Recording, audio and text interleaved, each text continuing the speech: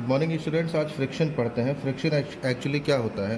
Suppose that कि मान लीजिए कोई एक सरफेस है, उस पर कोई एक ऑब्जेक्ट रखा हुआ है, इसको हम स्लाइड कराते हैं यानी फोर्स लगाते हैं। जैसे ये है, अब इस पर अगर हम फोर्स लगाते हैं तो ये कुछ दूर चल के फिर क्या होगा, रुक जाएगा।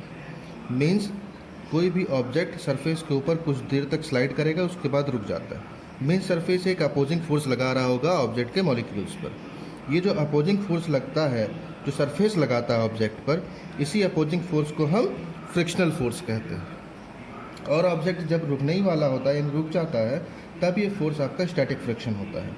ऑब्जेक्ट जब मूव कर रहा होता है, उस कंडीशन में जो फ्रिक्शन फोर्स लगेगा आपका अपोजिंग फोर्स, वो काइनेटिक फ्रिक्शन होगा। Means kinetic friction is always less than static friction. Now पढ़ते हैं स्टैटिक फ्रिक्शन आपका हो गया। लिमिटिंग स्टैटिक फ्रिक्शन क्या होता है। किसी ऑब्जेक्ट, कोई ऑब्जेक्ट सपोज कीजिए कि रखा हुआ है, हम इस पर इतना फोर्स लगा रहे हैं कि स्लाइड करने ही वाला है, तब जो फोर्स लगा रहे होंगे स्लाइड करने वाला, उसके अपोजिट एक सरफेस क्या होगा, उसके अपोजिट एक फोर्स लगा रहा होगा। वो जो अपोजिंग फोर्स सरफेस लगा रहा होगा ऑब्जेक्ट पर, उसको स्टेशनरी रखने के लिए, वो स्टैटिक फ्रिक्शन होगा। और ऑब्जेक्ट पर जब हम फोर्स लगाएं, ये मोशन करने लगे, तो मोशन के दौरान जो सरफेस अपोजिंग फोर्स लगाए रखता है, वो उसका काइनेटिक फ्रिक्शन फोर्स होता है। लॉ ऑफ फ्रिक्शन पढ़ते हैं। फर्स्ट लॉ ऑफ फ्रिक्शन क्या है। 3 लॉ है। फर्स्ट लॉ देखते हैं। जो आपका static friction, maximum static friction लगेगा, वो सरफेस पे डिपेंड करेगा, यानी सरफेस का नेचर कैसा है। अगर सरफेस आपका रफ है तो फ्रिक्शन ज़्यादा होगा, अगर सरफेस आपका स्मूथ है तो फ्रिक्शन कम होगा, क्योंकि इसके ऊपर ऑब्जेक्ट स्लाइड कर जाएगा बहुत आसानी से। अब जो फ्रिक्शन फोर्स लगता है, जैसे मान लीजिए इस पर मैं फोर्स लगा रहा हूँ इस डायरेक्शन में, तो इस पर फ्रिक्शन क्या लगेगा, अपोजिट डायरेक्शन में सरफेस लगाएगा फोर्स।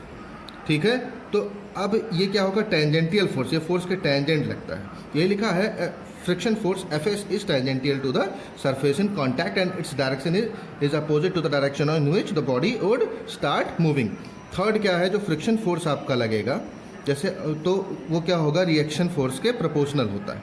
रिएक्शन फोर्स क्या होता है, ये अभी आगे बताता हूँ। तो प्रोपोर्शनल का साइन हटा देते हैं तो एक कांस्टेंट बढ़ जाता है म्यू एस, इसको कोएफिशिएंट ऑफ स्टैटिक फ्रिक्शन कहते हैं। यहाँ से अगर हम म्यू एस निकालें तो Fs अपॉन आर आता है। फिगर में देखिए, ये वेट है ऑब्जेक्ट का, इसके अपोजिट अपवर्ड डायरेक्शन में जो फोर्स लगता है, जो कि ऑब्जेक्ट को इससे सैचुरेटेड रखता है, यानी सरफेस से कांटेक्ट में रखता है, ये दोनों इक्वल होंगे तो ये ऑब्जेक्ट कांटेक्ट में रहेगा।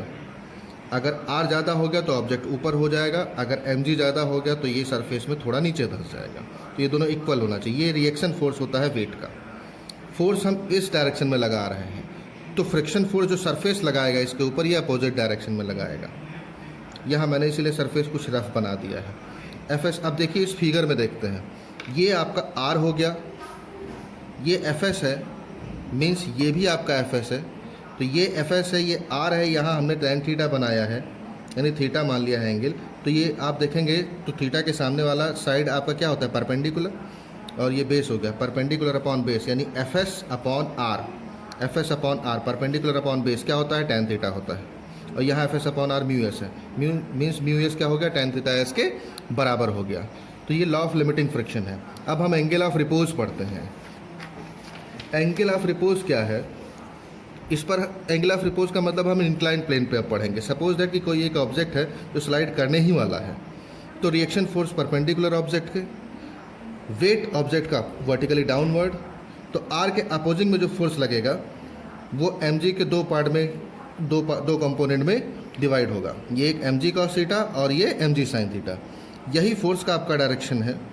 तो ये mg sin theta actual force हो गया। तो इसके अपोजिट जो फोर्स लगेगा वो फ्रिक्शन लगेगा। अगर ऑब्जेक्ट स्लाइड नहीं कर रहा है तो फ्रिक्शन और mg sin थीटा बराबर होने चाहिए। यहाँ मैंने लिखा है Fs is equal to mg sin theta. Object contact में है सरफेस के, तो R और mg cos थीटा बराबर होने चाहिए। यहाँ मैंने लिखा है R is equal to mg cos theta. Fs upon R कर देते हैं, या फिर फॉर्मूला वी नो दैट कि Fs is equal to mu S into R. Value रख दिया, कट कर दिया mg mu s is equal to आ गया sine theta s upon cos theta s, ये हो गया tan थीटा एस। ये एंगल ऑफ रिपोज यहाँ से हम फाइंड कर सकते हैं, जो कि कोएफिशिएंट ऑफ फ्रिक्शन के बराबर होता है। अब हम काइनेटिक फ्रिक्शन की बात करते हैं। ऑब्जेक्ट जब मोशन में हो जाता है तब जो फ्रिक्शन लगता है, सरफेस लगाए रखता है, वो स्टैटिक फ्रिक्शन से कम हो जाता है, और वही इसका काइनेटिक फ्रिक्शन होता है। इस रिटन वर्क में मैंने सारी चीज़ें बताई हैं सेम एज जैसे स्टैटिक फ्रिक्शन है। लास्ट टॉपिक आता है सपोज दैट इंक्लाइंड प्लेन पे अब ये ऑब्जेक्ट आपका स्लाइड करने लगा, तो जब स्लाइड करने लगेगा तो काइनेटिक फ्रिक्शन लगेगा। जहाँ एस मैंने लिखा था वहाँ सब जगह के लिख दूंगा, के फॉर काइनेटिक। तो अब एम जी साइन थीटा और एफ के, अगर ये नीचे स्लाइड करने लगा तो एम जी साइन थीटा ज़्यादा हो जाएगा एफ के से। एम जी साइन थीटा में से अब एफ के माइनस कर दे तो ओवरऑल फोर्स जो ज़्यादा लग रहा होगा एम ए, ये पता चल गया कि एम क्या है, ऑब्जेक्ट का मास है, ए एसेलरेशन, जिस एसेलरेशन से ये नीचे स्लाइड कर रहा है। ये दोनों कॉन्टैक्ट में है तो R is equal to M G cos theta होना चाहिए। यहाँ से मैंने एफ के निकाल लिया और यहाँ से R is equal to M G cos theta होना चाहिए, सेकेंड इक्वेशन। एफ के और आर आ गया।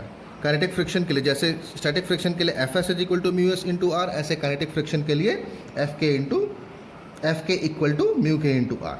वैल्यूज़ हमने एफ के की रख दी लेफ्ट साइड में, म्यू के लिखा, आर की वैल्यू राइट साइड में रख दी।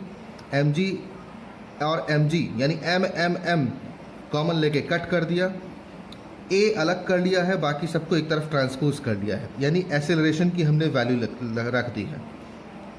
ठीक है। अब अगर ऑब्जेक्ट मान लीजिए कांस्टेंट एसेलरेशन से स्लाइड कर रहा है, यानी ए इक्वल टू 0 है, तो ये पूरी वैल्यू आपकी 0 होनी चाहिए। तो यहाँ से अब हमने क्या किया, ट्रांसपोज किया जी साइन थीटा को, तो ये वैल्यू आ गई आपके पास, जी दोनों तरफ से cancel, mu K is equal to sine theta upon cos theta, यानी mu K is equal to tan theta K, जैसा कि mu S into tan theta S में आया था। इसके बाद कुछ न्यूमेरिकल्स हैं वो सॉल्व करने हैं, मैंने सॉल्व करके बता दिए हैं। जो आपको डाउट्स होंगे वो आप पूछ लेंगे।